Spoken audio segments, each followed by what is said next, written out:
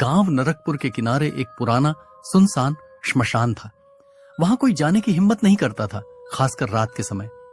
कहते थे कि वहां एक भयानक पिशाच रहता था जो जिंदा इंसानों का खून पी जाता था।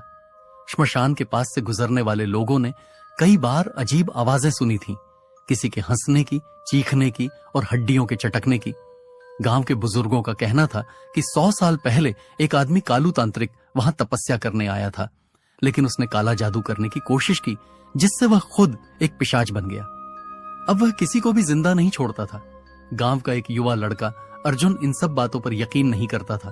उसने लोगों से कहा, ये सब बस डराने की कहानियां हैं। मैं खुद श्मशान जाऊंगा और सबको दिखाऊंगा कि वहां कोई पिशाच नहीं है। गांव के लोग उसे रोकते रहे, लेकिन अर्जुन नहीं माना। उसने एक मशाल उठाई और रात के समय श्मशान की ओर चल दिया। श्मशान के पास पहुंचते ही ठंडी हवा चलने लगी। चिता की बुझी हुई लकड़ियों से अजीब सी गंध आ रही थी और फिर कोई धीरे धीरे हंसने लगा। अर्जुन ने चारों ओर देखा पर कोई नहीं था। अचानक उसकी मशाल बुझ गई।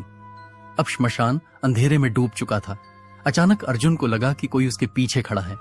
उसने कांपते हुए गर्दन घुमाई और वहां एक भयानक पिशाच खड़ा था, लंबा, काले रंग का। उसकी आंखें सुर्ख लाल और दांत खून से सने हुए। पिशाच धीरे धीरे बोला, तुम यहां क्यों आए हो? अब तुम वापस नहीं जा सकते। अर्जुन की सांसें तेज हो गईं। वह भागने के लिए मुड़ा, लेकिन पिशाच ने झपट्टा मारकर उसे पकड़ लिया और जमीन पर गिरा दिया। अब तेरा खून पीऊंगा। पिशाच गरजा और उसने अर्जुन की गर्दन की ओर झपट्टा मारा। अर्जुन को अपनी मां की बात याद आई। हमेशा अपने गले में तुलसी की माला रखना, बुरी आत्माएं उससे डरती हैं। अर्जुन ने अपनी गर्दन से तुलसी की माला निकाली और कांपते हुए पिशाच की ओर फेंक दी।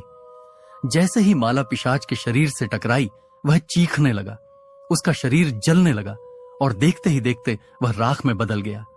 श्मशान फिर से शांत हो गया। अर्जुन ने राहत की सांस ली और भागकर गांव वापस आ गया। अर्जुन ने गांव वालों को सब कुछ बताया। सबने मिलकर श्मशान में हवन करवाया और जगह को शुद्ध किया। लेकिन कुछ दिनों बाद एक रात किसी ने श्मशान से फिर वही डरावनी हंसी सुनी। शायद पिशाच मरा नहीं था, बल्कि लौट आया था।